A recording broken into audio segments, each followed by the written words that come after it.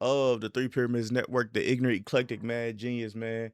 Today we are reacting to Chris King about AI music not being able to be copyrighted. Something I'm interested in. So all that being said, I'm gonna stop talking. Let's check this out. Wires with all the insane things that are in the headlines right now, which sounds like good news is hard to find. This seems to be a bit of good news, or at least a step in a positive direction. AI generated music now cannot be copyrighted. One time for that. Somebody gonna have to tell the truth, and I'm gonna tell it. It says that the U.S. Copyright Office has ruled that works created solely by AI cannot be copyrighted, but works combining human creativity with AI can be, provided there is sufficient human input, emphasis on sufficient human input. For artists and producers using AI tools to make music, the line is clear. A producer who arranges AI-generated sounds into an original composition can copyright the arrangement, but not the individual sounds. AI as a tool is protected, but AI as the sole author is not. Hey, yo, DIYers. Okay, so basically, if you just allow if you don't put like your own, I'm guessing, I don't know if it is for sure, but I'm guessing if you don't put your own like wording and everything else in it and all the descriptions, you just like, yo, here, make me something, then then you're I guess you can't be copy. I'm not for sure. That's just my You're enjoying I'm this just going content, crazy. please don't forget to hit the like button. It helps this video. Actually, a scientist who spent 8 years trying to copyright a piece of visual art that was created entirely by AI, an AI system called Dabus or Davis. I don't even know how you pronounce that. You want to see what that artwork looked like that he was fighting for since 2018? Sure. Brace yourself. The fuck is this? The man was in court fighting for this AI art. You gotta be kidding me. He filed the copyright back in 2018 for this ugly ass piece of art, listed the AI as the author. It's not that And the bad. Copyright Office rejected it in 2022, saying creative work must have a human author to qualify. So he said, F y'all, I'm finna appeal this to the federal judge. And then he lost that too. They must all think this is some ugly ass art. He then appealed it to the Court of Appeals and he lost again. Then he said, forget all y'all, I'm going to the manager of the manager. And now the Supreme Court has said that we're not even going to look at this. Whoa. Even the Trump administration urged them not to hear it. So what does this mean? It means that AI generated creative work, whether it's art, writing, or music, especially music, cannot be copyrighted in the United States.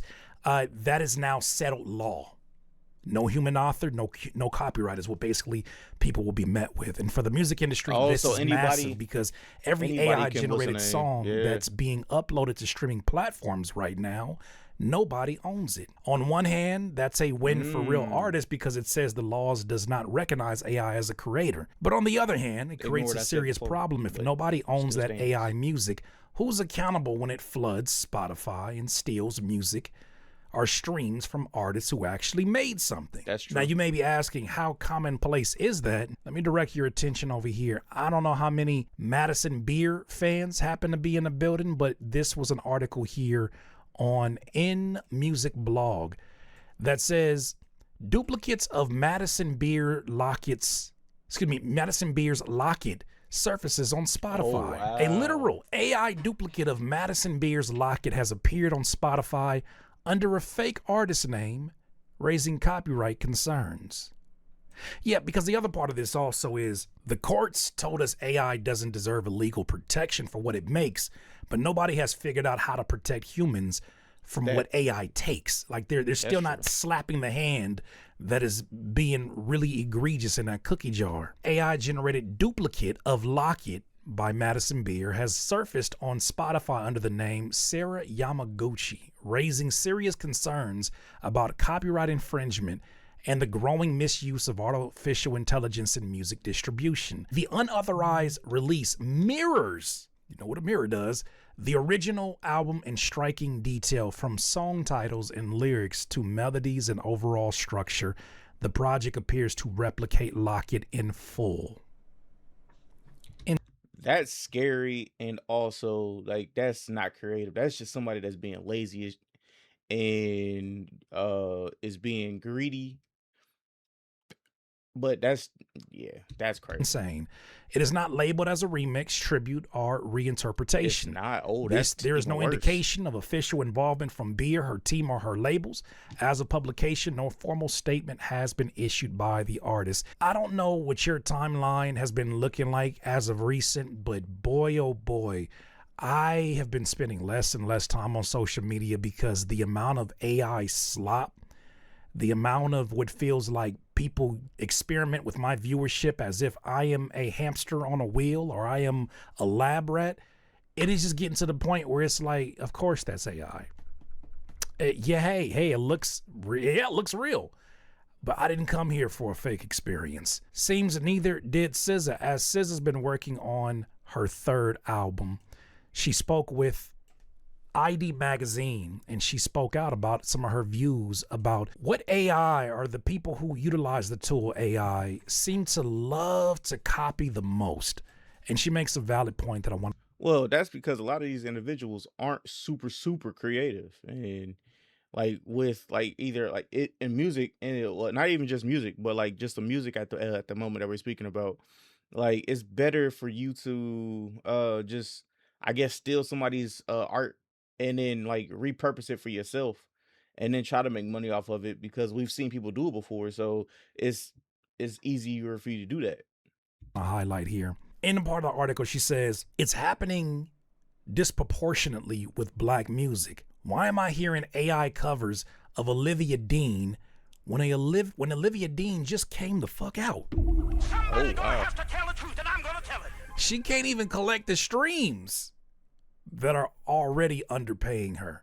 I'm also really offended the type of black music that's coming out of AI. Weird, stereotypical, struggle music. Yeah, I did notice that, especially with the AI R&B singer that was beefing with Kehlani. There's a lot of songs that seem to be preying upon people's insecurities and triggers and what so. But it is insane because you don't actually know all the influences or all the hands that have gone into perpetuating these stereotypes. But if we don't pay attention to it, like we don't give it no attention, then you'll be good. But like that's just like what with well, I wanted to say it was when 6ix9ine was really popping, and that the first AI artist came out or whatever, and he was saying the N word, the hard N word, and a bunch of just like shit. And it was just like, bro, this shit ain't cool, bro. And it was a whole, I think he was I know he was white, but I don't remember his race or whatever. It was a whole white guy behind the entire thing, like creating everything. And it was just like, come on, bro. Like what the is going on? DIYers, real quick reminder. If you enjoy these reactions and you want to go a little bit deeper, we got a private Patreon community waiting for you. On the Patreon, it says Apple Music is introducing AI transparency tags for new releases, according to an email that they sent to partners. If AI was used to create a material portion of a release, one or more of the following tags will be required. So I'm not sure if they're going to be enforcing this or just putting that responsibility upon the user, and I don't know how that would go if that's the case. It says for artwork, AI was used to generate a material portion of the artwork for an album. This applies to both static and motion graphic artwork. Track, AI was used to generate a material portion of a sound recording. This tag is available at the track level only. So this is how it's going to read. I'm assuming if people responsibly identify the AI that was used in their music. Oh man, things were so much simpler when people just, I don't know, made music. Just make music. This is for compositions. AI was used to generate a material portion of any musical composition embodied in a track. And the same thing goes for music videos as well, which I don't know about you, but damn it, I am so sick if I see another OG rapper utilizing. Ironically, 50 Cent just made a diss song that I think it was like last or the other day or whatever. To I want to say Mano and the Mano and the boys over there on that podcast, and it was fully AI. Like when I first seen it, I was like, "Is this AI?" And everyone's like, "Oh my god, this was hard." And I was just like, "Bro, okay, all right, Fifth, do what you got to do." He rapping though. These ugly ass AI graphics where their fingers morph into cigarettes. You know what I'm saying? Like where their skin is extra glossy. I saw one where Shaq. I was like, Shaq ain't been that weight since he played for the Lakers, brother. Somebody gonna have to tell the truth, and I'm gonna tell it. Them OGs just eat it up. They love that. They like, I ain't gotta pay nothing for that shit. It says Just a couple Apple hundo. will leave it to the discretion of each partner to determine what qualifies as an AI content. Oh, brother. Well, look, we'll see how that works out. But it's dope to see artists like SZA and another artist on the rise. And you might have heard this name from the On the Radar freestyle. I've been following him for a minute. Incredible lyricist, incredible songwriter. Ben Riley did an op-ed for Fader, and it says rapper Ben Riley wants his fellow artists to use their power responsibly. He says AI is the opposite of hip-hop. What do you mean by that? Rap has always been a tool for the voiceless. At its core, hip-hop is about vocal authenticity. So why would a rapper prioritize algorithms, trends, and prompts over speaking up for those who need it? These days, we live in a world where computers would become competition for creators. But there's no story in that algorithm. I like that. Over the past few years, we've witnessed the adoption of artificial intelligence across music, gaming, photography, True. movies, television, and more. Hip-hop hasn't been immune to the plague either, from Drake's beef with Kendrick Lamar to Timbaland's depressing new AI artist, Tata. As technology progresses, hip-hop as a community, culture, and art form will have to choose whether to adapt or evolve in tandem with AI or in spite of it. Ben goes on to say, Drake and Kendrick's beef is relevant for a few reasons. First, while we were waiting for either artist to respond to each other, we began to see leaks of upcoming diss records. These leaks were actually created by lesser known artists using AI voice filters to cosplay bigger names. It's crazy how quickly we forgot about that. Oh, but as wow. many of us were anticipating who was going to drop next and what was popping out, it is so unfortunate that it happened in the era of AI, because it allowed for a lot of misleading music to go out there and start to affect the narratives, right? I wouldn't be surprised if some of the drops may have had an effect on other drops and whether or not they wanted to drop because of the virality of the conversation around what this diss song said. And it's just a lot of nonsense that didn't need to be in the middle of a battle between two artists. But these leaks were created by lesser known artists using AI voice filters to cosplay bigger names. Those vocal filters utilize AI to recreate an artist's pitch, tone, cadence, and breathing patterns from publicly available audio.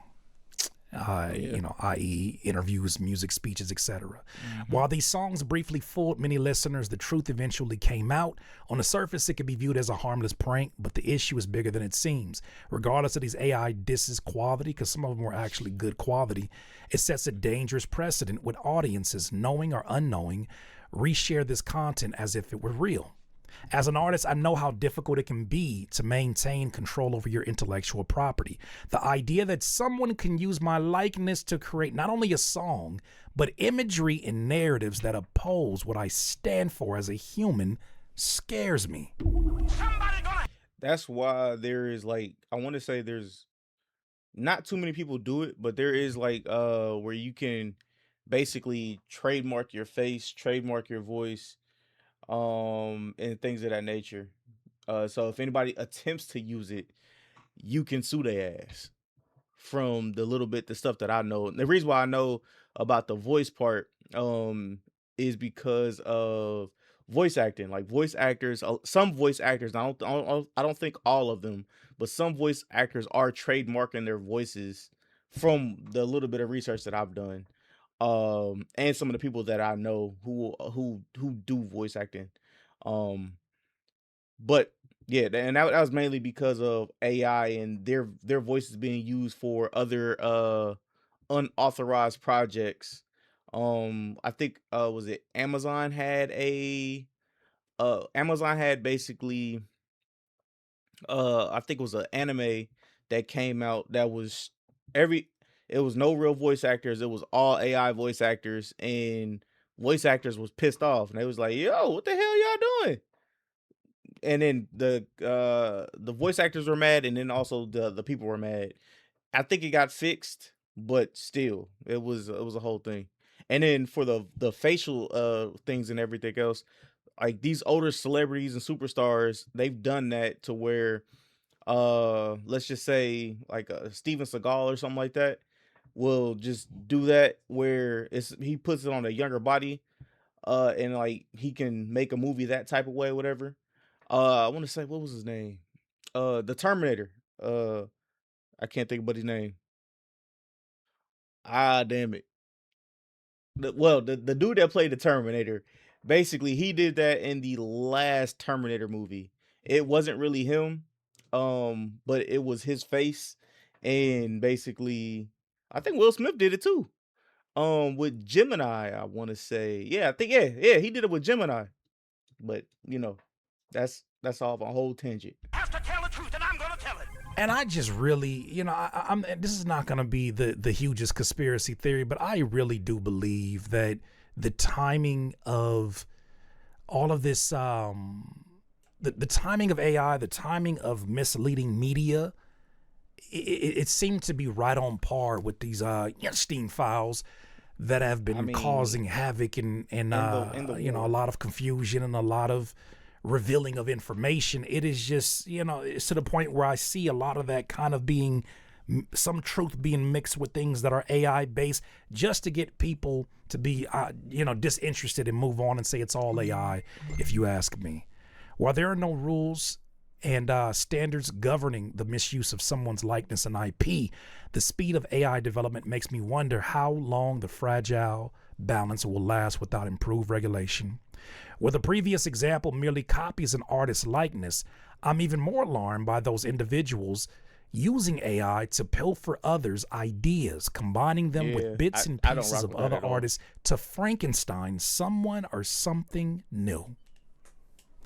The amount of entitled people that have combed through the Sunos, the Udios, and feel it is their right to copyright or to attempt to copyright works that have been stolen from tens and millions of people music, tens and millions of people music that they did not have any kind of permission to pillage through.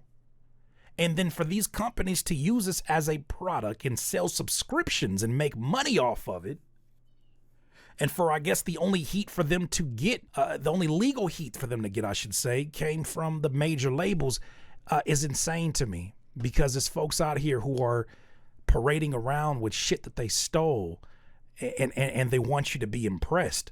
Oh my, insane times. While I have plenty of reservations regarding AI in hip hop, I know it can also have some benefits. Take a legend like Benny Siegel, who has suffered from a collapsed lung since a drive-by shooting in 2014. The former Rockefeller member lost his voice and was forced to step back from music for quite a while. With the help of AI, Benny was able to restore his voice on recordings, giving the Broad Street Bully another chance at music. That's something that we covered too in detail, in that we in this space have not been fighting against the benefits that obviously exist with this technology, especially for individuals like Benny Siegel, who lost their voice and lost their ability, their physical ability to do the things that they once did, but the pen still works, their mind still works. This is technology that can absolutely help them, but this is not him pillaging through the skill sets of other others, people. yeah. It's him literally using his voice from before, his younger voice, and utilizing what is his IP, and inserting new lyrics from his mind. That is creativity still in the driver's seat, and not just random plumbers picking up Suno and saying, "Hey, I think I should sell some streams on Spotify. I think I should get on there. That'd be a nice little passive income." Boy, oh boy, our art is not your side hustle. If it is, aside from the obvious IP rights violations involved with creating an AI artist, what truly offends me is the lack of a story. I'll use myself as an example. Ben Riley says, "I'm a black male hip hop artist born in Brownsville, Brooklyn, who grew up between New York and Atlanta. Both cities influenced my style, my musical taste, and my dialect. I come from a single parent household and have been extremely vocal about familial and community issues that shape me. And I wear my love for comic books, movies, and Greek culture on my sleeve. I'm telling my story not just for myself, but for all the people who share my experiences. That's our responsibility as artists: truth, life, vulnerability. Could a man-made artist create in seconds really have an origin story? Hell no. Sure, if you program it, an artificially generated artist might recite your lyrics or speak to experiences you plugged into it, but there's no true connection. AI music makers aren't looking to connect with people, but an algorithm. That's such a great point. They may The only pushback I will have to that is, like, I'm creating universes, and in these universes, the music that I'm making via Suno, and the music that I'm making via Suno will be basically in these universes. And so, like, that music will coincide with a bunch of the stuff in those universes. That's the only pushback that I will give to that. But he has a great point. I'm just saying, from my point, my standpoint, the stuff that I'm doing with my music and the my creations and stuff like that, it's literally based around the things that I'm creating for my entire universes. fool people at first. They may even sound nice, but when an artist fails to connect, the music will fail with it. And the choice to platform imaginary artists silences real voices by stilling them. And I think that's something that most artists are feeling in their gut right now. Most artists know in their gut that there exists nuance, there exists a level of connection that you have experienced because you have been hands-on on the art that you really can't describe to consumers. Even the consumers, the listeners, don't quite understand what that connection is and what's made them feel something. For a lot of them, they haven't felt something in a very long time, because I think a lot of artists have purposely tried to create algorithmic type of music, formulaic music that is detached from their own personal experiences, that is detached from their own creativity, but taps into things that have already worked. That is a style that's working. Let's run with it. That is a sound that is already working. I don't even need an attachment regional wise to it. Let's just run it up. Their detachment from the art has created detached art. That detached art has a fan base that now at some level has to be detached from the idea of authenticity, detached from the idea of an artist really being in tune with their own story and telling an authentic story. And so you have this detached experience. So But that's how it's been for years, though. In my viewpoint, that's how it's been for years. Like, once one style gets put on, like, I'll just go to drill rap. Once drill rap got like super popular, we had UK drill rap, we had Korean drill. I can't speak Korean drill rap. We had Chinese drill rap. We had Taiwanese drill rap. We had all these different genres of drill rap, and it was just like, okay, like, we get it. hear people that are, championing some of this AI music and saying, I can't see the difference, I believe them. I believe them. We always say on these live streams, of the 8 billion people on earth, how many of them do you think have really, really bad taste in music? A lot I don't of know. people. I don't know. If I A guesstimate, lot of people. I'd say it's absolutely in them high billions. Of that 8 billion, give or take 6 or 7. Damn. Maybe that's an exaggeration. Maybe it's not. All I can say is this. What does the results show me? What does evidence show me? It shows me that the people who have a tool like AI music that has illegally combed through every single genre, every single style, every level of experience that has been made available to them on the open World Wide Web, they have the cheat code and they're still making mediocre music. Somebody's gonna have to tell the truth, and I'm gonna tell it. They have the cheat code, but they're still making mediocre music. Ladies and gentlemen, that is not that is not a lack of access to resources. That is a lack of resourcefulness. These people have bad taste. And as they'll figure out, as they fought, right now it's the honeymoon stage.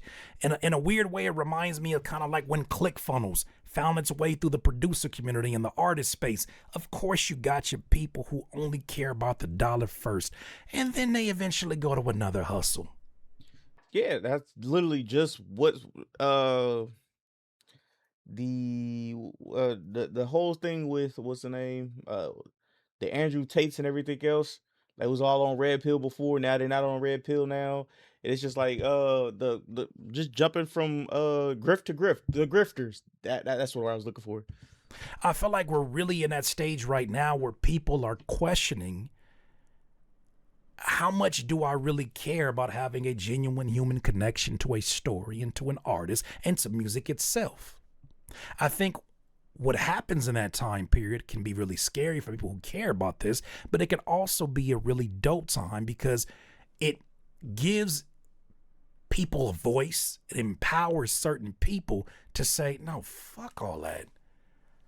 I love the music that I tap into. I love the artists that I tap into.